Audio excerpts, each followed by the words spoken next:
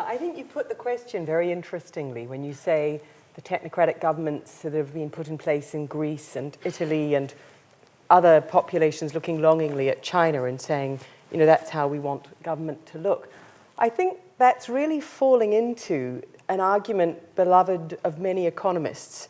And the argument is economics is too complicated to leave to politicians, and that most of politics is venal and corrupt. And therefore, all any country needs is a technocratic, independent group of economists to run the country. Yeah. And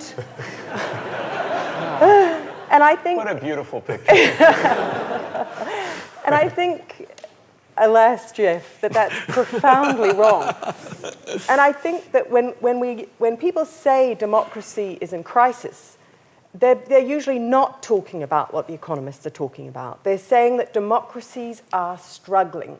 And they're struggling with some pretty fundamental things. They're struggling to ensure that the rule of law is abided by and enforced, including by those who make the law.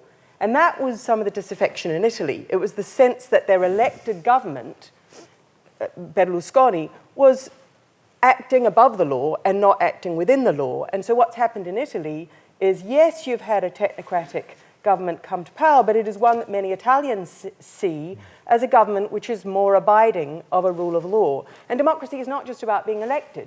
It's about a government that sits under its own law, is accountable to it, and it's about the protection of minorities. Democracy, in no account, is about just mob rule by a majority.